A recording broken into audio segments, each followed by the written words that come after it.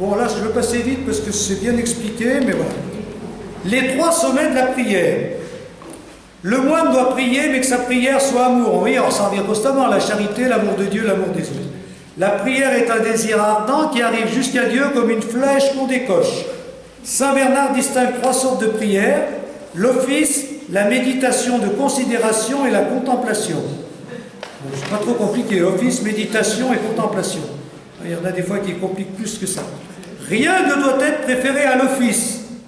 Je vous engage, mes chers enfants, d'être présents à l'office, avec pureté et ferveur. Il faut se présenter devant Dieu avec un sentiment de respect, d'allégresse et non de mollesse, d'insouciance, de somnolence. C'est bien, hein? Oui, c'est précis, hein? Ça, c'est de la vraie spiritualité.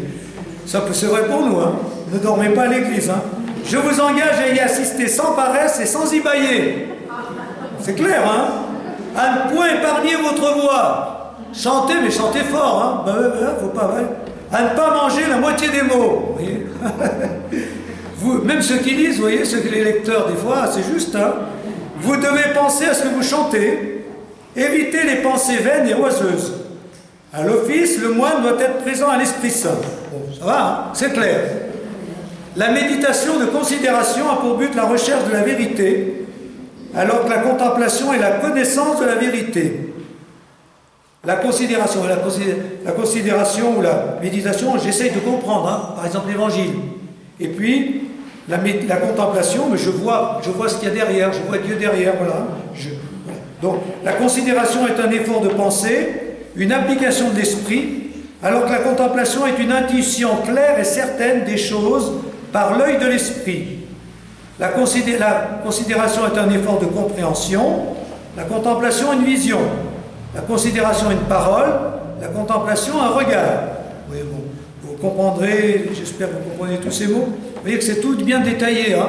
C'est toujours précisé, détaillé, analysé, décortiqué.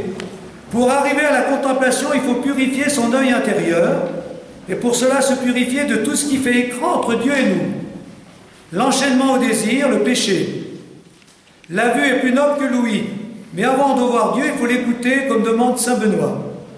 En l'écoutant, on arrive à le voir avec l'œil intérieur, jusqu'au jour où on le verra face à face.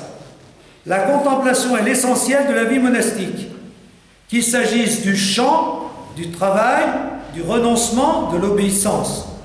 Tout doit être organisé autour d'elle et pour elle. La contemplation naît, s'épanouit et s'achève dans le silence. Bon, mais ça c'est un peu traditionnel, hein? La méditation, j'essaye de comprendre, la contemplation, je me mets en présence de Dieu, de ce qu'il me dit, je l'écoute, je goûte sa présence. Voilà. À côté de ces 3 sommets de la prière, l'office, la méditation de considération et la contemplation, il y a la prière en général. Quelles en sont les qualités? La prière doit être courageuse, audacieuse et non timide ou craintive, sans toutefois être arrogante, orgueilleuse, trop exigeante. Il arrive en effet que la prière se heurte à un manque de courage spirituel et une crainte excessive. Cependant, s'il y a péril lorsque la prière se fait trop timide, le contraire ne représente pas un danger moindre, mais plus grand encore, à savoir s'il a trop d'aplomb, un excès d'assurance. Hein? Voilà, il ne faut pas être trop timide, oser demander à Dieu ce qu'on a envie de lui demander, mais pas être trop exigeant, trop arrogant, tu dois me donner ça. Vous êtes bien d'accord, hein? Donc voilà. Donc la prière doit être courageuse, audacieuse et non timide, mais sans être arrogante. Le 3e péril qui menace la prière, c'est qu'elle soit tiède, au lieu de jaillir d'un vif élan de nos forces affectives. Il faut donc prier avec ferveur, avec l'élan du désir et des forces affectives. Dans les 3 qualités de la prière, donc les 3 qualités de la prière sont la confiance, l'humilité et la ferveur. Tiède, la prière ne s'élève qu'en se traînant, d'accord? Puis s'effondre par manque de vigueur, et les mots vigueur ça revient souvent, hein? Trop assurée, elle s'élève, certes, mais elle retombe. C'est parce qu'on est trop exigeant, donc Dieu ne peut pas répondre. Elle se heurte à une résistance, et non seulement elle n'obtient pas la grâce, mais elle attire un refus. Au contraire, si la prière se fait confiante, humble et fervente, elle peut être sûre de pénétrer dans le ciel et de ne jamais revenir les mains vides. Ça va sur la prière? Vous voulez dire d'autres choses? C'est bon, hein? Donc, voilà. Bon, c'est des choses qui sont déjà dites habituellement. Mais bon, voilà. Comment? L'office, c'était pour les prêtres et les... Voilà. L'office, c'est pour vous la messe, c'est pour vous éventuellement certains offices. Il y en a des fois dans les paroisses, hein. Vêpres ou l'autre, il y a des paroisses où il y en a des fois. Vêpres, par exemple. C'est ça. Hein, voilà. C'est la prière commune, l'office. Hein. Voilà. Exaucement de la prière. Pour être exaucé, il ne s'agit pas de faire entrer Dieu dans notre désir pour qu'il nous accorde ce qu'il veut, mais d'accorder notre désir à celui de Dieu pour apprendre ce qu'il veut pour nous. Hein, c'est ça. Hein. Voilà. C'est pas dire Dieu, voilà ma volonté, fais-la, mais que ta volonté soit faite. Un premier constat, bien souvent on n'a pas l'impression d'être exaucé. Tout le monde est bien d'accord. Hein. Tel nous nous rendons à la prière, tel nous paraissons en revenir. Personne ne nous répond le moindre mot. Personne ne nous donne quoi que ce soit, nous semblions avoir peiné en vain. C'est bien dit, hein, c'est ça? Ça vous arrive, hein? Voilà. Parfois on peut être exaucé, mais si on ne l'est pas, c'est qu'on ne demande pas ce qui est le mieux pour nous et que Dieu seul connaît. Voilà donc l'espérance incontestable que nous avons de deux choses l'une.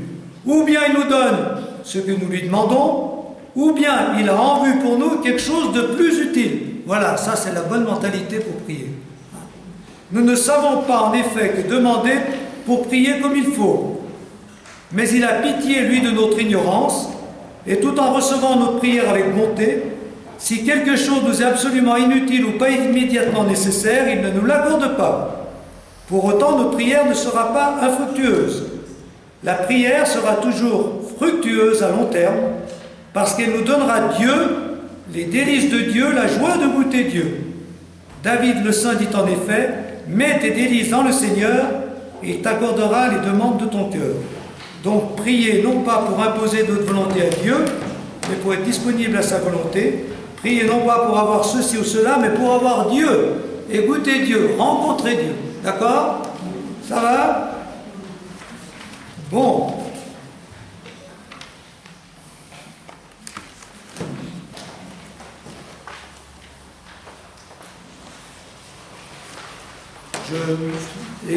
J'insiste après dans la dernière chose sur l'action de grâce, évidemment, pour ce Dieu qui est avec nous. Donc voilà, le moine, et ce qu'on peut vivre, ça fait beaucoup déjà, hein. Ça fait beaucoup. Mais ensuite, l'humaniste, ça c'est une grande caractéristique de Saint Bernard. Alors je ne sais pas si on aura le temps de tout voir, mais bon, après l'amour de Dieu, vous verrez bien, vous verrez ça. Transspécialiste. Ça c'est quand même capital parce qu'il n'y a pas beaucoup d'autres spirituels qui le développent comme ça. Il y a eu Saint-Augustin notamment, mais pas tellement. Alors, si Saint Bernard est un humaniste qui a une sympathie pour l'homme, image de Dieu et racheté par le Christ, il ne voit pas l'homme méprisable, mais prend toujours son parti. Et surtout, pour aller vers Dieu, voilà sa phrase essentielle, c'est assez curieux, pour aller vers Dieu, il ne part pas de Dieu, mais de l'homme, de son cœur, de son désir le plus profond. Voilà. Au fond de nous, on a besoin de Dieu. On a le désir de Dieu. Donc, c'est au fond de nous qu'il faut aller pour voir le désir de Dieu. Dieu ne se parachute pas en nous, il correspond à un désir, d'accord? Profond. Et on est heureux que quand on rencontre Dieu, et ceux qui ne rencontrent pas Dieu, ben, il y a un manque, il y a une frustration, qu'ils en soient conscients ou non. Alors voilà son développement. Je vais tout lire parce que c'est un développement que vous connaissez peut-être déjà, mais que Bernard décrit d'une manière magnifique. Hein. Voilà. Donc en gros, puis je vais tout lire, c'est ça. Plus on a, plus on veut. Quand on a quelque chose, on veut autre chose. Donc le désir de l'homme, c'est un désir d'infini. Il n'est jamais satisfait. Donc il n'y a que l'infini qui peut le satisfaire. Et ça finit par définition, c'est Dieu. Donc, celui qui rencontre Dieu rencontre ce qu'il désire au fond de lui-même, qu'il en ait conscience ou non. Donc, Dieu va dans le sens de l'homme. Seul Dieu aide l'homme à être lui-même. Alors voilà tout son développement, qui est bien dit. Il est dans la nature de l'être raisonnable, de désirer ce qui lui semble meilleur que ce qu'il possède déjà, d'accord? Et de ne pas être satisfait d'une chose lorsque précisément elle manque de ce qu'on voudrait trouver en elle. Or, en fait de biens corporels et terrestres, l'homme n'est jamais content de ceux dont il jouit présentement. Il voudrait un bonheur sans limite. Au lieu de suivre la raison lui prescrivant de se borner sagement, il se lance à la poursuite de quelque chose de meilleur, et toujours insatisfait, il cherche d'autres biens et d'autres contentements, au lieu de se contenter raisonnablement de ce qu'il possède et qui lui suffit. Les riches qui possèdent de nombreux biens et propriétés ajoutent encore chaque jour champ à champ et élargissent les limites de ceux-ci avec une cupidité incroyable. Ceux qui habitent des maisons royales et de vastes palais ajoutent cependant chaque jour maison à maison, construisent ou démolissent, changent ce qui est carré en forme arrondie. Dès lors, faut-il s'étonner que celui qui ne peut s'arrêter, tant qu'il ne possède pas ce qu'il y a de plus grand et de plus excellent, ne soit jamais satisfait de ce qui est moins beau et moins élevé. Mais c'est une sottise et le signe d'une extrême folie de désirer toujours ce qui jamais, je ne dis pas rassasie, mais amortit la convoitise. Quoi qu'on ait obtenu, on n'en désire pas moins ce qu'on ne possède pas encore. D'accord? Et lorsqu'on s'inquiète à rechercher, et toujours on s'inquiète à rechercher ce qui manque. Et il arrive ainsi que l'esprit vagabond parcourt les attraits variés et trompeurs du monde et se fatigue par ce vain travail sans jamais être rassasié. Cette cupidité, si elle se laisse entraîner à cette course folle, ne peut que tourner en rond. Il n'y a pas de fin à cette recherche, parce qu'en toute chose on ne trouve rien qui soit absolument parfait. Celui qui est affamé consomme, et ce qu'il consomme, il l'estime peu par rapport à ce qu'il lui reste à dévorer. Et déjà, et toujours, avec un non moindre tourment, il convoite ce qui lui manque, plutôt que de jouir de ce qu'il possède déjà. Qui peut obtenir l'univers? Ainsi, les impies qui suivent la cupidité ne sortent plus de leur cercle, ils en recommencent sans cesse le circuit. Cependant, ce circuit n'est pas toujours fatalement recommencé. S'il est des hommes qui ne veulent pas le briser, est-ce une raison pour ne pas s'en évader? L'élan intérieur de la cupidité est la marque, chez l'homme, de l'excellence d'une nature qui ne peut être satisfaite que par la conquête du bien infini. C'est ce que je vous ai dit. S'il était possible à un homme, pendant sa courte vie, d'explorer et d'expérimenter tout le fini des biens multiples de l'univers, il ne tarderait pas, ayant tenu puis dénié tout ce qui est dans le ciel et sur la terre, à courir enfin vers celui qui seul lui manquait, vers le Dieu de toutes choses. Ainsi donc, la cupidité et la désillusion qui l'amènent fatalement peuvent devenir l'occasion de l'attention à Dieu et de la reconnaissance de son souverain domaine sur toutes choses et sur l'homme. D'autre part, l'expérience exhaustive de l'incomplétude de tous les biens sacrés étant impossible, il est plus simple, dit saint Bernard, de ne pas entrer dans le circuit sans fin, avec le risque certain de s'y perdre, mais de faire par l'esprit l'estimation des limites des biens humains et prenant le bon raccourci de s'arrêter d'emblée à Dieu, bien souverain. Voilà le maître mot. Si on suit notre désir, on veut toujours plus, on veut plus, on n'est jamais satisfait. Eh bien, il n'y a que l'infini, c'est-à-dire le bien au-delà duquel on ne peut pas aller, qui peut nous satisfaire. Donc, prenons le bon raccourci, c'est ce qu'on fait quand on a la foi. Le bon raccourci, c'est trouver Dieu en toutes choses.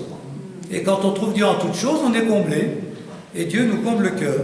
Et en même temps qu'il nous comble, il est infini, donc il nous comble en creusant encore, en creusant en nous le désir de lui. Donc, non seulement on est comblé, mais on sait qu'on le sera comblé de plus en plus. Ça va comme ça? Je vais peut-être terminer quand même. Par conséquent, seul Dieu peut combler le désir d'infini du cœur de l'homme. Il faut donc aller à Dieu avec toutes nos forces, humaines, intellectuelles, affectives, contemplatives ou actives, avec notre sensibilité, notre enthousiasme, notre volonté. Donc aller à Dieu avec tout ce qu'on est, dans notre nature humaine, l'intelligence, le cœur, l'enthousiasme, etc. Toutes ces forces doivent se marier et s'harmoniser pour que notre élan vers Dieu soit chaleureux, libéré, amoureux et non crispé, sec, contraint et forcé.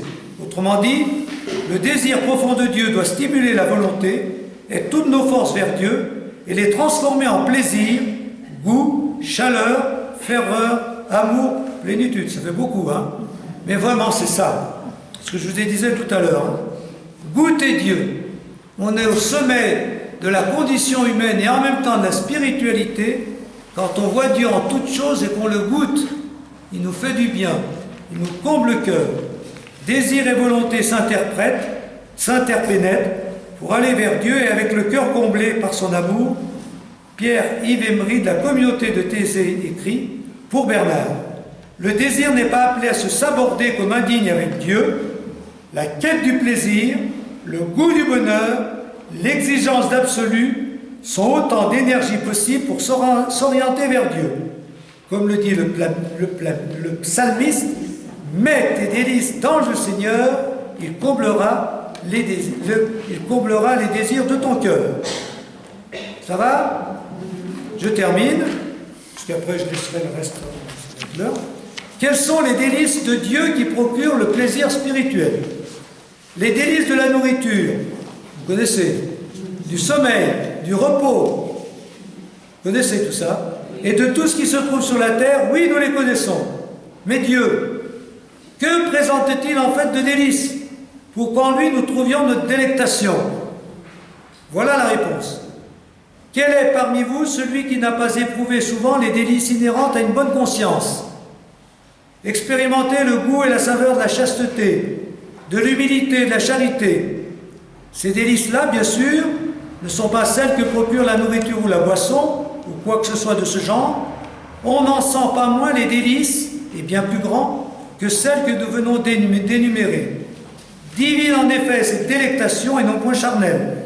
Elle a trouvé dans la chasteté, l'humilité, la charité, on peut dire dans toutes les valeurs, hein. Ça il a mis celle-là, mais dans l'espérance, dans la foi, dans la bienveillance. Donc, à trouver des délices dans les valeurs qui caractérisent Dieu, c'est bel et bien dans le Seigneur que nous trouvons tout cela. Cependant, ces délices, ce plaisir spirituel, ne doivent pas être un but, mais un moyen. Le but, c'est de servir Dieu, mais quand il y a plaisir, on le fait mieux. Vous êtes bien d'accord, hein? Voilà. Donc, Dieu, tant mieux si on a la sensation de Dieu, et quand on l'a pas, on l'a vu avec l'acédie, on le cherche, et ça reviendra, et on retrouvera des sensations nouvelles qui nous feront goûter Dieu, et témoigner de lui. Alors, moi je termine, mais peut-être seront-ils nombreux à objecter que cet élan intérieur de la sensibilité, délectable et plus doux que le miel, qui est un rayon de miel, il ne l'éprouve que très rarement, qu'ils pratiquent ces mêmes vertus, non pas dans le but d'une délectation qu'ils éprouveraient, mais en vue de ces vertus elles-mêmes.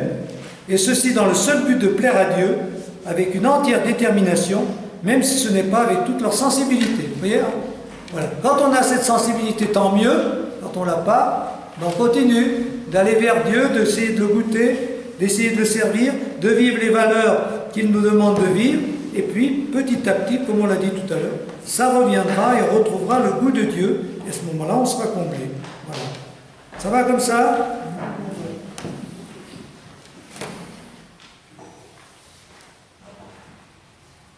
Et puis la dernière chose, quel goût Dieu a-t-il pour nous, donc pour pouvoir le désirer? Évidemment, Saint Bernard connaît la condition humaine et il sait que la vie n'est pas que plaisir, mais souvent épreuve et tribulation. Vous êtes bien d'accord, hein?